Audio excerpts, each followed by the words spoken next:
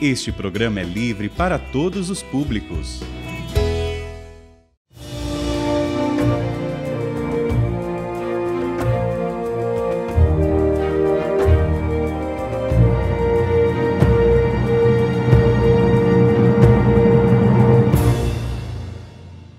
Olá, irmãos. Estamos aqui então para prosseguir hoje o nosso estudo da história da Igreja. Nós que passamos por um longo período estudando sempre a Igreja na França, tão sofrida ao longo da Revolução Francesa, perseguida com tantas expulsões e tantos padres que foram assassinados, e mais de 30 mil expulsos da França. Mas agora tudo isso passou. Em 1814, a França reconheceu a queda de Napoleão, trouxe de volta Luís XVIII, que estava no exílio, para ser o rei da França, e começou toda uma vida nova. O Papa foi levado de volta para o Vaticano, e Pio VII, com o seu secretário de Estado, Consalvi, lá então começou a recomeçar todo o trabalho dentro do Estado Pontifício. O primeiro ato oficial foi o Congresso de Viena, 1815, onde Consalvi participou, e lá foi feito, então, a reorganização da geografia da Europa, inclusive do Estado Pontifício. Houve, naturalmente, uma tendência, assim, de voltar àquilo que era a Igreja dentro do ancião regime, com aquelas leis duras sobre o jejum da sexta-feira, sobre o repouso à noite, sobre a escola, enfim. Mas houve também um esforço muito grande no sentido de reorganizar a vida religiosa. Grande passo foi dado na reforma das ordens religiosas. O primeiro fato importante foi a retomada e a restauração da Companhia de Jesus, ainda em 1814, quando ela foi retomada com todo vigor e com todo entusiasmo.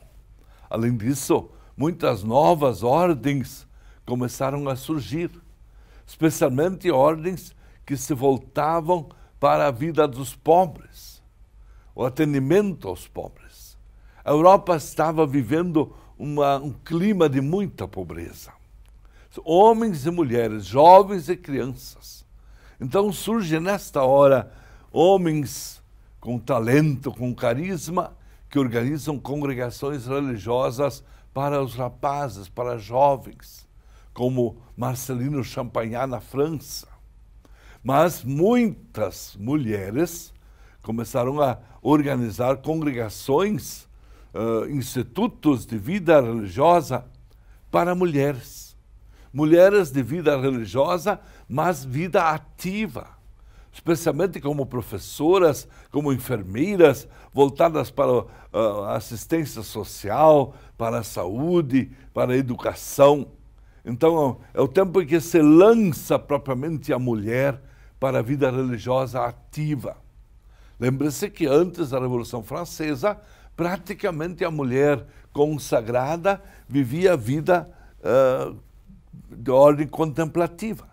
Só havia as ordens contemplativas. Agora não. Agora temos a mulher consagrada na vida ativa, especialmente para educação e para assistência social e atendimento aos doentes.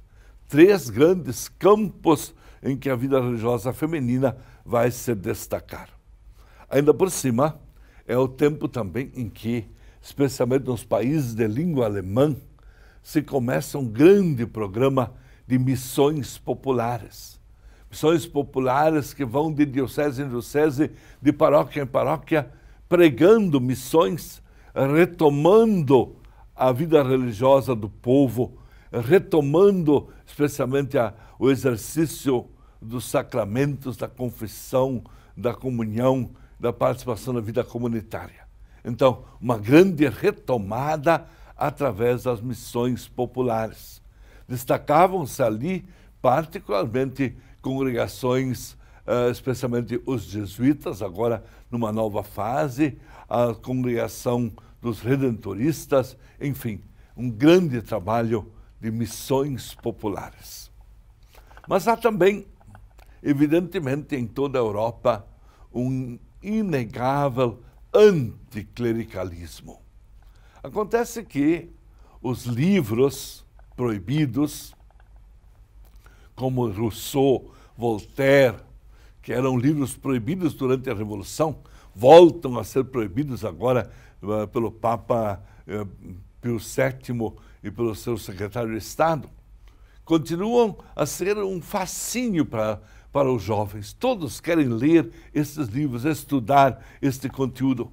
E com isso, eles vão se tornando cada vez mais contrários à Igreja. Porque é visível durante a Revolução Francesa que a Igreja apoiava sempre as monarquias católicas, as monarquias, digamos assim, conservadoras. E com isso a Igreja também tinha tomado uma posição bastante conservadora. Então agora a juventude nova, a nova juventude, ela vai ser contra essa Igreja. Por isso este anticlericalismo. E por isso os papas precisam nesta hora ter muito tato para poder trabalhar e atrair este povo e especialmente esta juventude. Vejamos isto com o Papa Pio VII.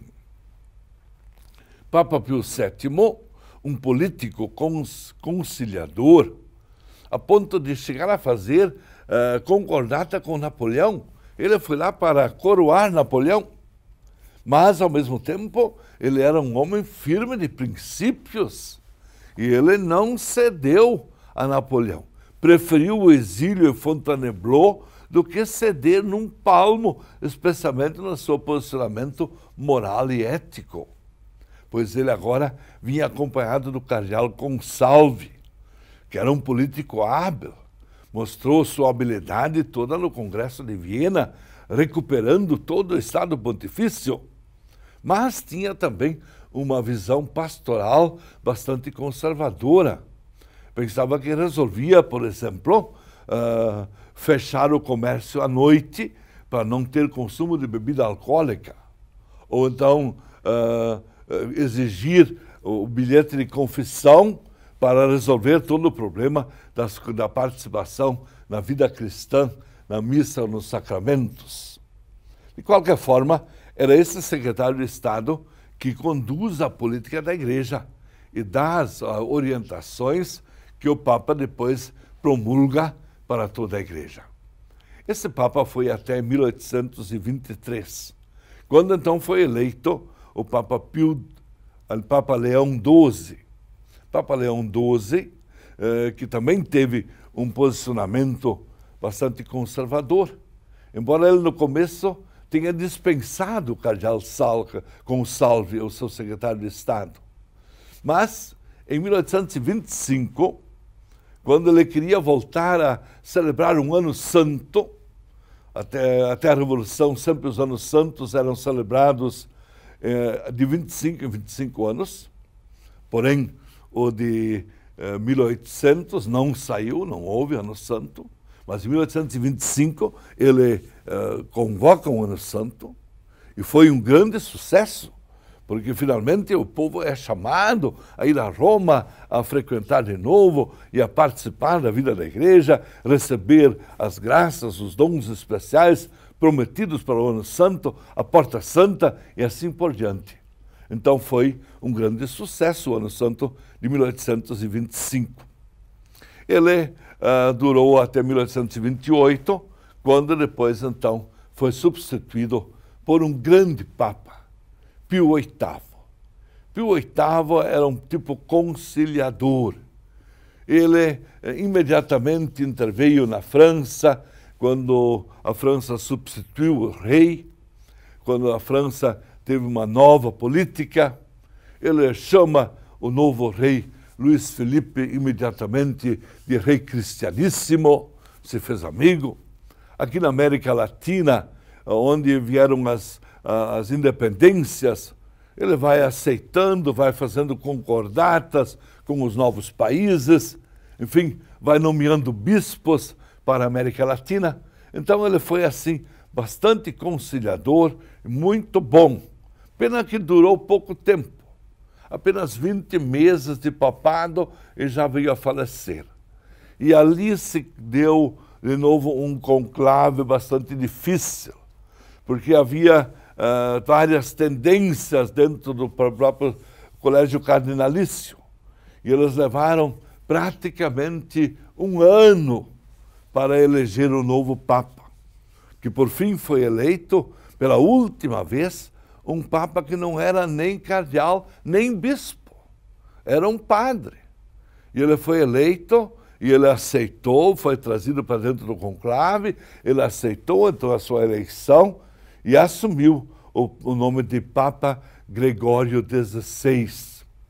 Esse Gregório XVI, todos tinham uma grande esperança, porque afinal de contas ele veio do clero, diretamente do clero, e de um clero que estava voltado para as reformas. Ele queria reformar, queria coisas positivas. Então ele foi eleito Papa, foi entronizado em Roma, foi trazido para Roma, e aqui em Roma ele assumiu um posicionamento bastante conservador, especialmente porque cabia a ele coordenar todo o Estado Pontifício. E dentro do Estado Pontifício, a população tinha experimentado as liberdades que tinham trazido os franceses. Durante a Revolução Francesa, várias vezes a França mandava dentro do Estado Pontifício. E ela tinha introduzido certas democracias, eleições municipais e assim por diante, e tinha dado bastante liberdade ao povo, e o povo estava gostando disso. E agora, quando voltou ao Estado Pontifício, a Igreja, o Papa controlando, mandando, eles reagiram e vamos ter muitos conflitos, especialmente no tempo do Papa Gregório XVI. Falaremos sobre isso no próximo programa. Até lá, recebam todos a bênção de Deus Todo-Poderoso, Pai, Filho e Espírito Santo. Amém.